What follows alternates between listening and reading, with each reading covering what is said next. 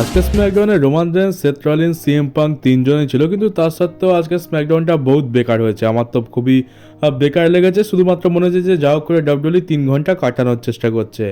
রাতের বেলা আমি 1 ঘন্টার বেশি স্ম্যাকডাউন দেখতে পারিনি, ভেবেছিলাম যে পুরোটাই দেখবো, কিন্তু প্রথম 1 ঘন্টা শো দেখার পর ভাবি যে না, দরকার নেই, এই স্ম্যাকডাউন দেখে যা হবে সকালবেলা ঘুম থেকে উঠে দেখা যাবে।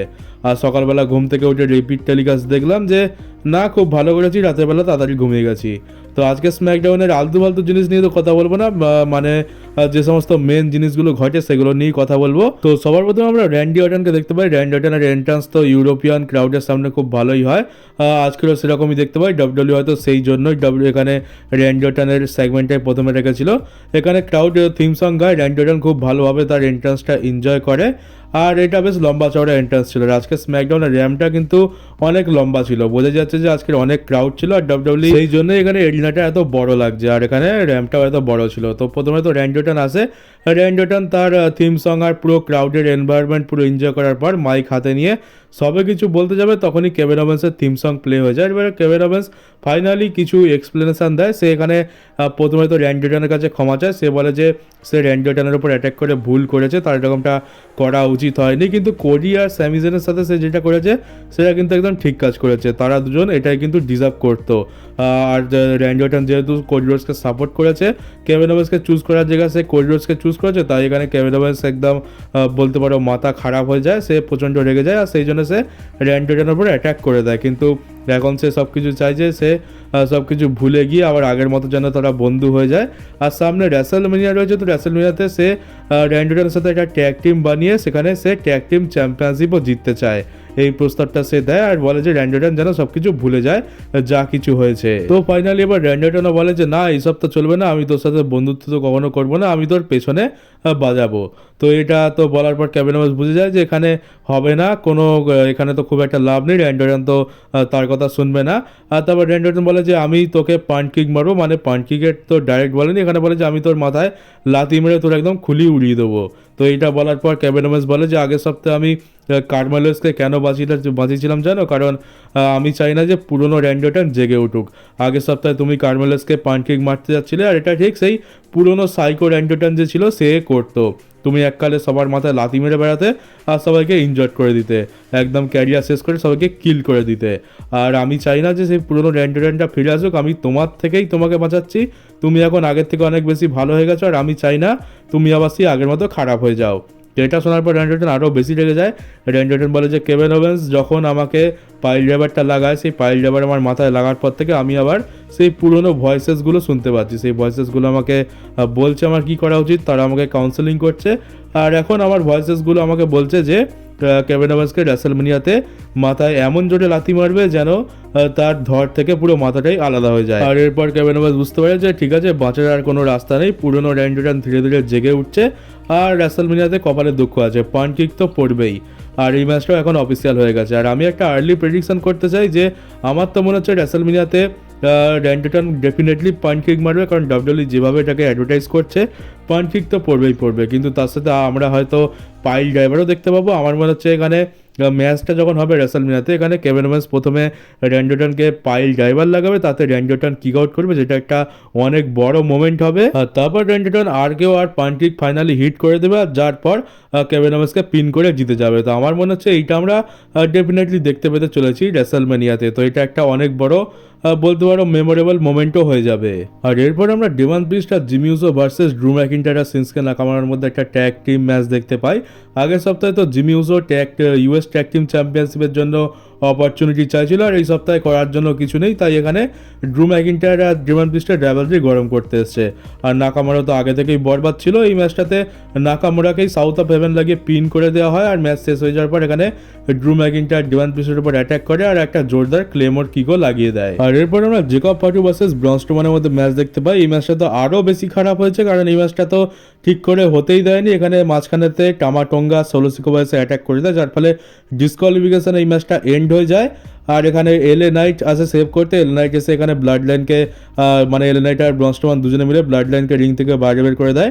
আর এখানে জেকব ফাটু কিন্তু সোলো সিকোয়ার উপরে প্রচণ্ড রেগে রয়েছে। সোলো সিকোয়া বলবো, সত্যি কথা বলতে সোলো সিকোয়ার এখন আর বলতে পারো যে টাঙ্গালোয়ার যে জায়গাটা ছিল সেই টাঙ্গালোয়ার জায়গাটা এখন ষোলো সিকোয়া নিয়ে নিয়েছে। ষোলো সিকোয়ার যে এত ক্যারেক্টার বিল্ড হলো, এত কিছু করলো, তার আর কোনো রকম দামই নেই। ডাব্লিউডব্লিউ ষোলো সিকোয়াকে বরবাদ করে দিচ্ছে ধীরে ধীরে। এক সময় কোডি রোডস আর রোমান রেন্সের সাথে ফিউড ধরেছে, আর এখন তার এই অবস্থা হয়ে গেছে। তো বলা যায় না ভবিষ্যতের জন্য আমরা কি দেখতে পেতে চলেছি। আর এটা এখন অফিসিয়াল হয়ে গেছে যে পরের সপ্তাহে আমরা ব্রন স্ট্রোমান ভার্সেস এল নাইটের মধ্যে একটা ইউএস চ্যাম্পিয়নশিপের জন্য ম্যাচ দেখতে পাবো। আর এই ম্যাচটাতে তো আমি বুঝতেই পারছি যে খুব ভালো মতো ইন্টারফেয়ারেন্স হবে। ম্যাচটাও হয়তো কোনো রকম রেজাল্ট বেরোবে না, ওখানে ওই টামাটোঙ্গা, সোলো সিকোবা আর জেকব ফাটুয়েসে ইন্টারফেয়ার করবে। আর আজ একটা আরও বড় জিনিস দেখতে পেলাম, জেড কার্গিল ভার্সেস লিম মর্গানের ম্যাচ। বড় জিনিস হলো যে এই ম্যাচটা জেড কার্গিল হেরে গেছে। এখানে তো প্রথমে তো কী হয় যে র্যাকেল রড্রিগেজ একটু যেখানে ডিস্ট্র্যাক্ট করে, আর নিয়মিও চলে আসে ম্যাচের মাঝখানে। নিয়মি এখানে ট্যাগ টিম চ্যাম্পিয়নশিপ বেল্টটা দিয়ে জেড কার্গিলের মাথায় মেরে দেয়। আর তারপর বেশ কিছু সময় জেড কার্গিল কিন্তু পেয়ে যায়, কম করে হলেও 30 সেকেন্ড সময় পেয়ে যায়। তার মধ্যে লিভ মর্গান এখানে তার ফিনিশার লাগিয়ে দেয় আর জেড কার্গিলকে পিন করে দেয়। তো এইটা হচ্ছে জেড কার্গিল, যাকে আমরা ভেবেছিলাম যে খুবই স্ট্রং, যে প্রচণ্ড হাইপ ছিল। অনেকে বলতো যে জেড কার্গিল শুধুমাত্র ওভার হাইপ, এর মধ্যে তেমন কিছু নেই, খামোকা ফ্যান্সটাকে মাথায় তুলে রেখেছে। কিন্তু ডাব্লিউডব্লিউকে স্ট্রংভাবে বুক করতো। আমরা এমনটাই জানি যে জেড কার্গিল একাই 4-5 জনকে একাই দেখে নিতে পারে, গায়ে খুব জোর।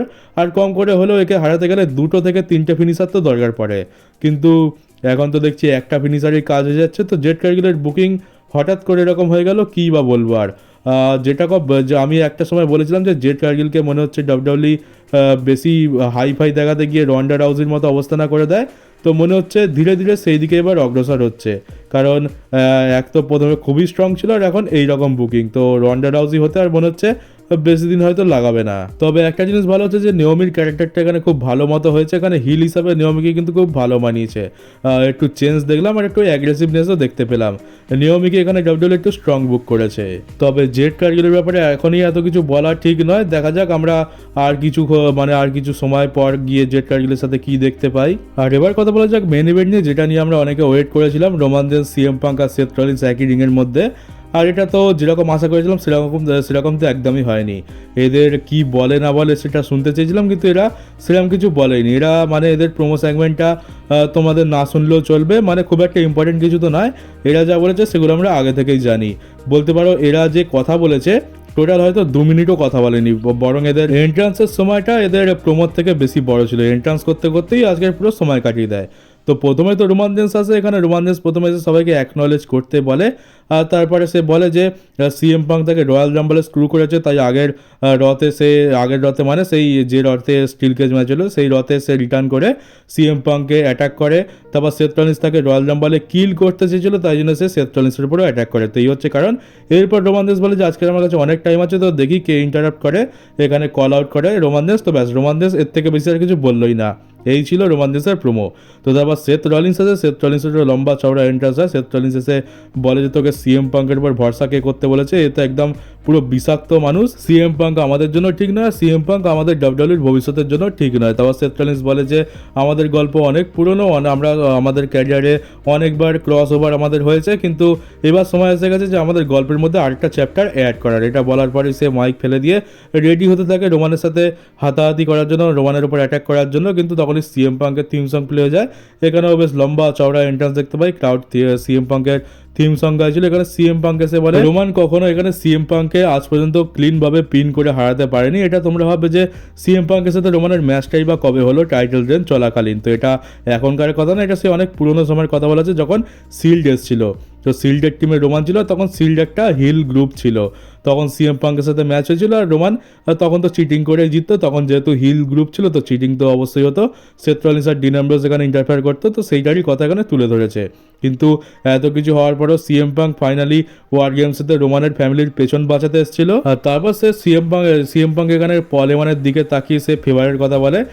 সে তার ফেভারের উল্লেখ যখন করে তখন পল এমান বলে যে কি তোমার এখনই ফেভার চাই? তখন সিএম পাঙ্ক বলে না না, এখন ফেভার চাই না, যখন দরকার আমি তখন চেয়ে নেবো। তো এই ফেভার জিনিসটা কিন্তু মনে হচ্ছে ভবিষ্যতে বড় সড়ো কিছু ঘটাতে চলেছে। তারপর সিএম পাঙ্ক এখানে একটু মাইন্ড গেমস খেলে রোমানের সাথে, বলে যে পল এমানকে অনেক অনেক ধন্যবাদ আমার খেয়াল রাখার জন্য আর রোমানকে এখানে আনার জন্য। তো এখানে রোমান তখন পল এমানকে সন্দেহের চোখে দেখে।